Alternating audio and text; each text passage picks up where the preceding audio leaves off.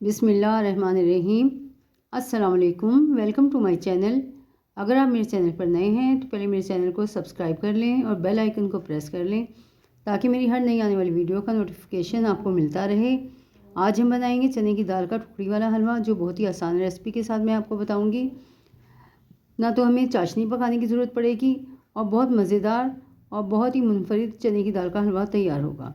तो चलते हैं अपनी रेसिपी की तरफ। रेसिपी स्टार्ट करते हैं। तो ये मैंने पतीली ले ली है और इसमें पानी डाल लिया है मैंने 3 गिलास। और अब इसमें दाल शामिल करूँगी। आधा किलो दाल लिया है मैंने। इसको मैंने भिगो कर रख दिया था तकरीबन 1 घंटे के लिए, और अब हम इसको पकने के लिए रख देंगे। और इसको इतनी देर पकाएंगे कि दाल बिल्कुल सॉफ्ट नरम गल जाए अच्छी तरह से। तो अब इसको ढक्कन ढककर और इसको पकने के लिए रख देंगे। तकरीबन 15 से 20 मिनट लगेंगे और दाल हमारी अच्छी गल जाएगी। तो सारी दाल मैंने शामिल कर दी है इसमें, और इसमें मज़ीद 1 गिलास पानी और शामिल करूँगी। 3 गिलास पहले डाले थे मैंने और 1 गिलास और शामिल करके और इसको पकने के लिए रख देंगे। अब इसको ढक कर रख देंगे और 20 से 25 मिनट बाद हम आपको मिलेंगे और बीच बीच में इसको चेक भी करेंगे। तो दाल उबल चुकी है और 25 मिनट हो गए हैं और इसका पानी भी खुश्क हो गया है और दाल भी बहुत ही अच्छी सॉफ्ट गल चुकी है। तो अब मैं इसमें 1 कप दूध शामिल करूँगी और इसको पका के खुश्क कर लेंगे और फिर ब्लेंड करेंगे। तो दाल खुश्क हो चुकी है, इसको मैंने ब्लेंड कर लिया है और ब्लेंड करके ये ऐसी कंडीशन में आई है। तो इतना ब्लेंड करना है कि कोई दाल का दाना ना रहे बीच में। तो अब चलते हैं, कढ़ाई रखते हैं चूल्हे पर। तो कढ़ाई चूल्हे पर रख दी है और इसमें 1 कप घी शामिल करूँगी मैं। तो आप चाहें तो देसी घी भी शामिल कर सकते हैं। देसी घी का बहुत अच्छा फ्लेवर आता है, पर मैंने यहाँ पर बनास्पति घी लिया है जो कि हर जगह मौजूद होता है, हर किसी के घर में मौजूद होता है। तो इसलिए मैं बनास्पति घी में बना रही हूँ ताकि आप भी रेसिपी इसी तरह फॉलो करें। तो घी को मेल्ट होने देंगे। जैसे ही घी मेल्ट होगा फिर हम इसमें आगे की चीज़ें शामिल करेंगे।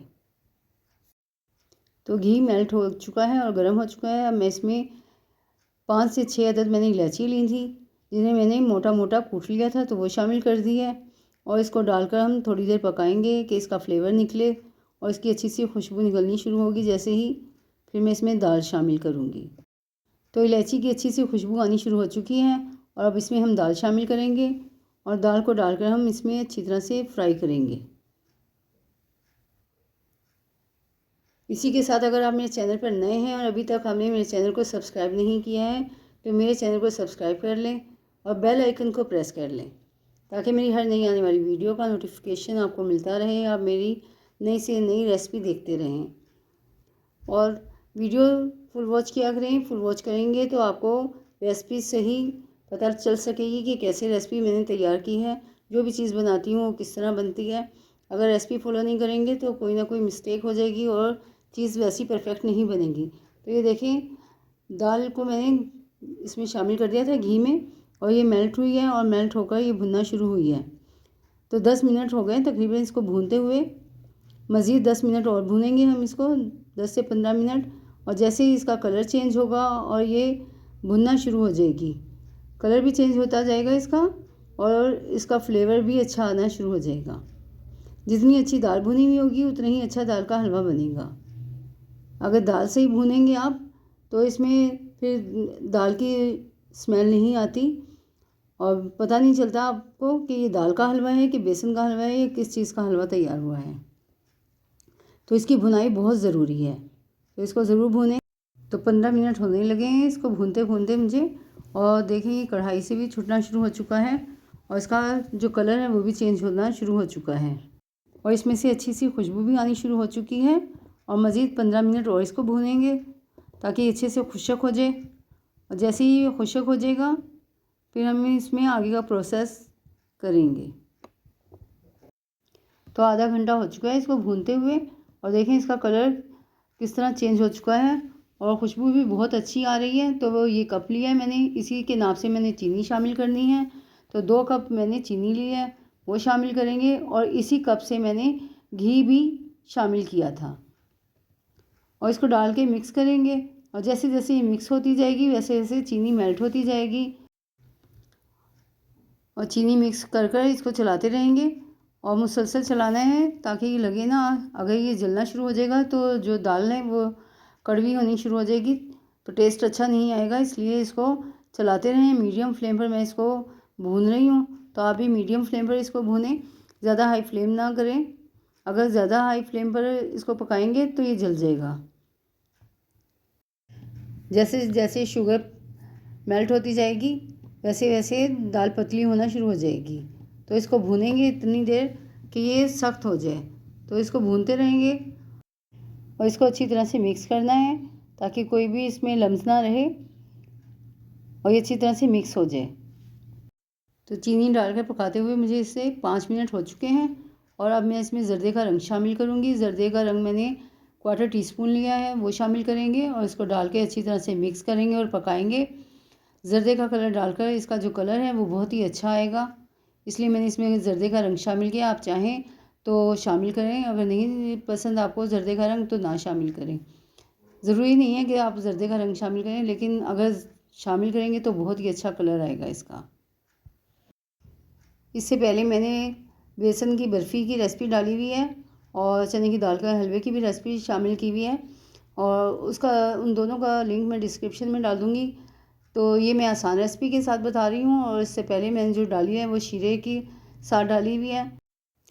अगर आप इसकी रेसिपी देखना चाहते हैं तो उसका लिंक मैं डिस्क्रिप्शन में डाल दूँगी, वहाँ से आप देख लीजिएगा।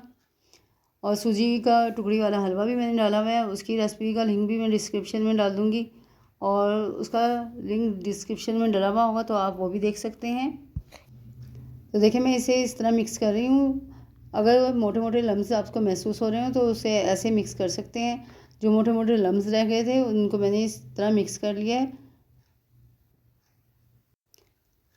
तो 10 मिनट हो चुके हैं इसको भूनते हुए और ये खुशक होना शुरू हो चुका है और जैसे जैसे ये खुशक होता जाएगा वैसे वैसे ही कढ़ाई को छोड़ता चला जाएगा। और इस चीनी डालने से पहले मैंने इसको 30 मिनट भूना था और चीनी डालने के बाद ये 10 मिनट हो चुके हैं इसको भूनते हुए। और जो साइड पे लगा हुआ हो उसको भी उतारते रहें और चलाते रहें और बिल्कुल इसको छोड़ना नहीं है, वरना ये लगना शुरू हो जाएगा।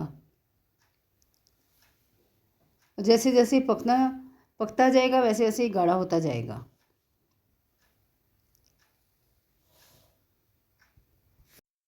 तो चीनी डालने के बाद मैंने टोटल 30 मिनट इसको भूना है और ये देखें खुशक हो चुका है और हलवा हमारा तैयार हो गया है।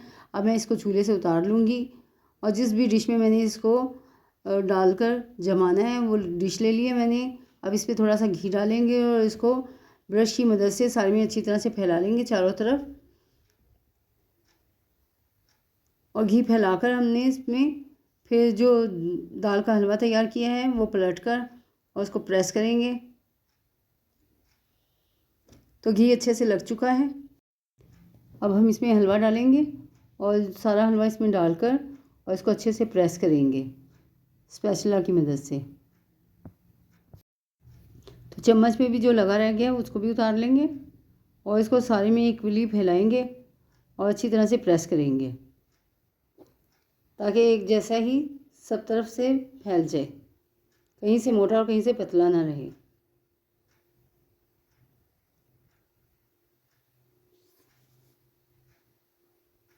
तो इसको मैंने अच्छे से फैला दिया है और सब तरफ से सही तरह से प्रेस कर दिया है। और अब इसको मैं बादाम से गार्निश कर दूंगी। आपके पास जो सा भी ड्राई फ्रूट हो उससे गार्निश कर सकते हैं। मेरे पास इस वक्त सिर्फ बादाम थे इसलिए मैंने बादाम से गार्निश किया है।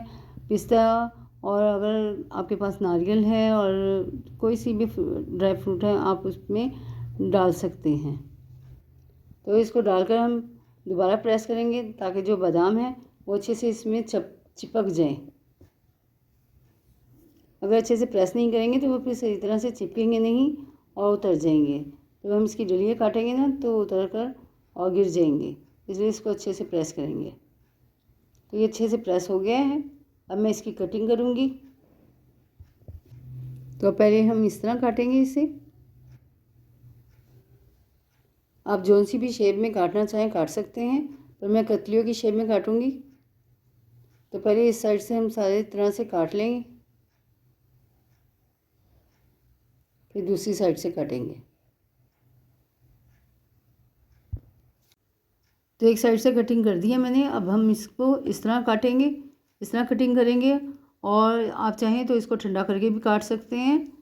इसको कटिंग कर कर और हम तकरीबन 3 घंटे के लिए इसको ठंडा होने के लिए रख देंगे और जमने के लिए। और फिर 3 घंटे बाद हम इसको चेक करेंगे और फिर उसको उतार कर डिश आउट कर कर इसका फिर फाइनल लुक आपको दिखाएंगे। तो ये देखें सारी कटिंग हो चुकी है। अब मैं इसको 3 घंटे के लिए रख दूँगी और पंखे की हवा के नीचे रखेंगे ताकि ये जल्दी खुशक हो। तो 3 घंटे के लिए इसको रख लिया था और ये जम चुका है। अब मैं इसको निकाल कर और फिर आपको दिखाती हूँ।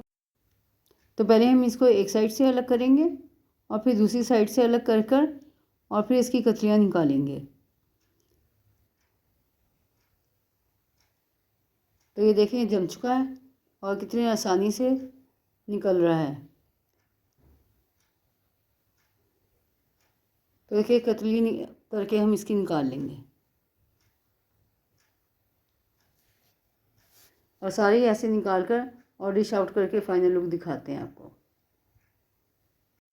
तो चने की दाल का टुकड़ी वाला हलवा हमारा तैयार हो गया है, जो बहुत ही आसान रेसिपी के साथ तैयार किया है। उम्मीद है आपको मेरी रेसिपीज़ पसंद आ रही होंगी। तो इसको लाइक और सब्सक्राइब करें मेरे चैनल को और बेल आइकन को प्रेस करना मत भूलें। तो मिलते हैं नेक्स्ट वीडियो में एक नई रेसिपी के साथ। तब तक के लिए अल्लाह हाफिज़।